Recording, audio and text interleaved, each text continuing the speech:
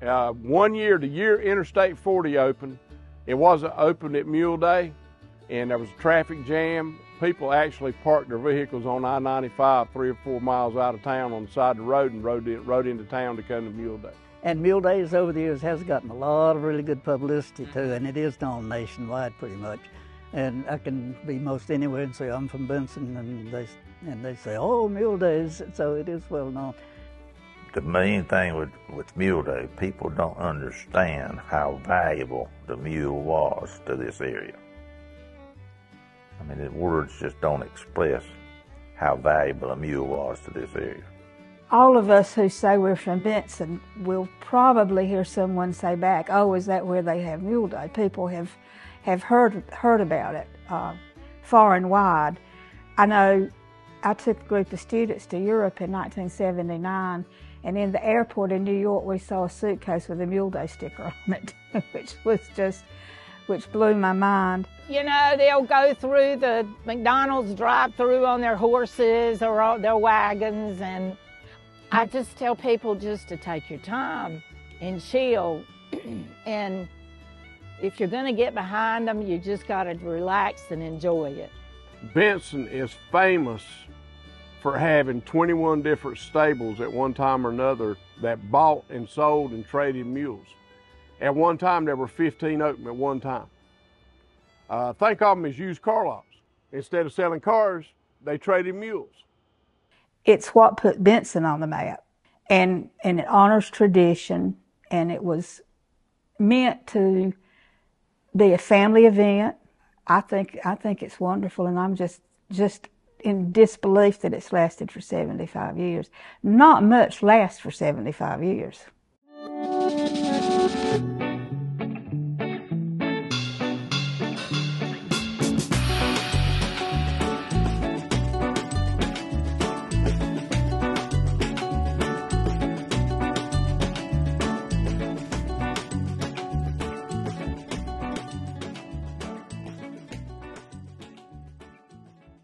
Well, basically you have to take yourself back to another era. It's just another world from what we have today. It's hard to imagine a place where there are no TVs. Mm-hmm. Most people don't have indoor plumbing. All the farmers around the little small town of Benson have at least one mule, some several mules. And they rely on those mules, and those mules are just part of the family, basically. It's part of their everyday life. There were two gentlemen named Now Smith and Willis McClam. They were going into Tennessee to purchase fresh new mules in 1949. And they saw a show called Columbia Mule Day, Columbia, Tennessee. Every spring they would bring the new one-year-old mules out and show them off, and they would name King Mule and put a crown on his head. And when they returned to Benson, they said, let's tell the new Chamber of Commerce that started this year that we ought to have a festival and celebrate the mule.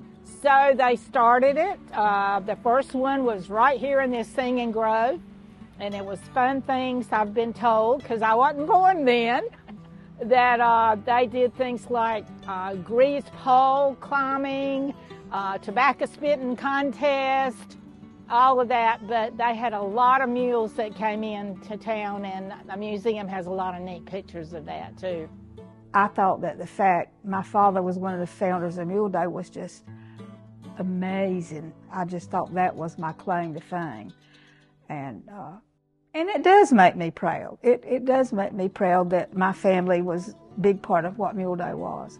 But it gave the people in the community opportunity to let their hair down and express themselves and do the things they wanted to do, you know, because there was nothing else in the Benson area for them to do.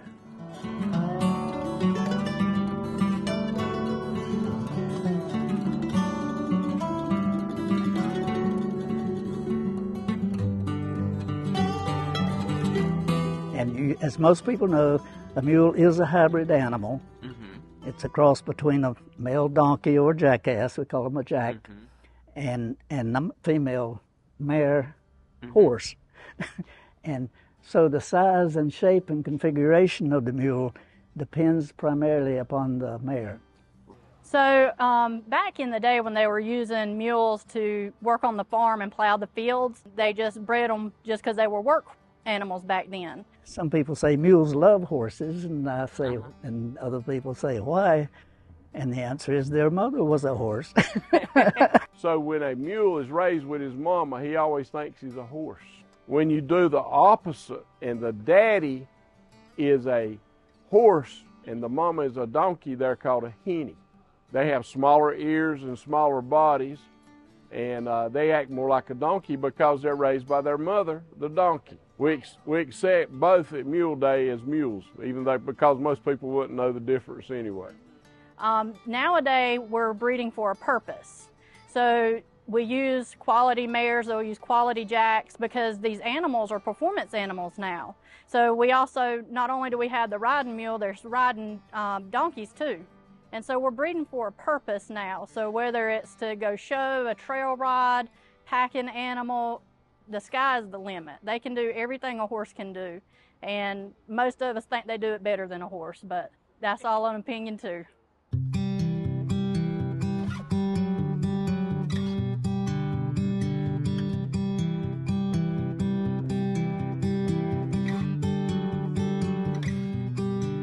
Yeah, growing up in my family, Mule Day was bigger than Christmas. I mean, that was the ultimate wonderful thing. And I remember when I got older and had, especially like when I went to college, you know, the big thing was to bring people from other places to Mule Day. You know, it was just something for them to experience. My grandfather was a mule dealer here, and then my father was a mule dealer after the grandfather passed.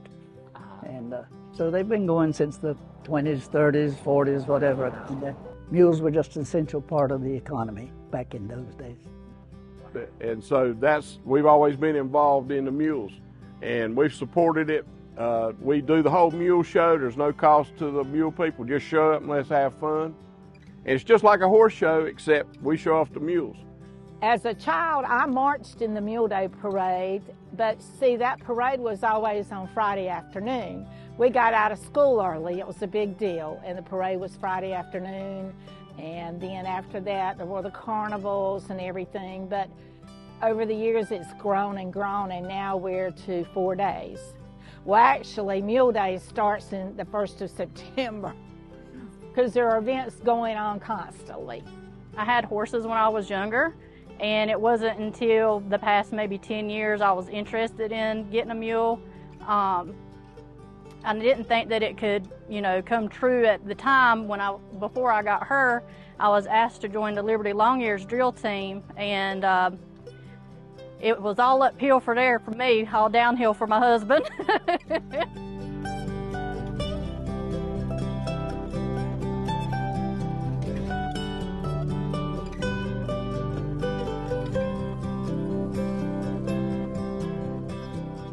What's one thing you recommend that they check out? They got to go to the Mule Barn. There are real mules in the Mule Barn. That Mule Barn is exactly like it was years and years ago. The same family owns it. My cousin Gordon opening up the mule stables, people are really drawn to that because they get to see a real live mule and a real stables. The stables is not in use anymore, but it looks just like it did when it was. Well, the barn itself will be open about all day from 8 o'clock on till about 6 Friday and Saturday. And we'll have between 8 and 10 mules in here in the pen. And then starting at 1 p.m., we'll have mule rides, wagon rides, mule-drawn wagon rides, leaving from the stables to take a short little tour around Benson itself. Another thing that they need to do is to come to the parade. So in a parade today, anybody who participates in our show can lead the parade with a mule. But all the other animals are at the back of the parade because we can only clean up the street so much. True. So it's like a regular parade for the first half, and then the second half is all the riding clubs and riding groups, and they're actually judged by the judges at the parade also. Got to go to a rodeo. If you've never been to a rodeo, just experience it once in your lifetime. Good cleaner on here. Gracie Harrelson and Cat Daddy, survey says 18,471. Paul Dunn is going to get me if I don't mention the mule events on Friday. You have different categories. We have the large draft mules. We have the riding mules like you see behind me. And the judge chooses who's the best in town that day. It's like a beauty contest. And then we go on and have events like you have at a horse show and at a rodeo. Now, I will tell you this year, Paul, in honor of the 75th, has brought back the governor's mule race. The most unusual thing that happened then was in 1974. My dad and Edison Temple decided to pull a stunt and call it the governor's mule race. They sent letters to all the governors in the United States and said, we will put a mule in the race as a proxy for you if you agree to it, and if you win, we will send you a plaque saying that your mule won the governor's mule race at Benson Mule Days. So we couldn't get governors from all the states to send a mule like they did the very first year. So we're assigning mules to different states, and they're going to race, and it's for a lot of money. And so I'm excited and looking forward to that, the mule race this year.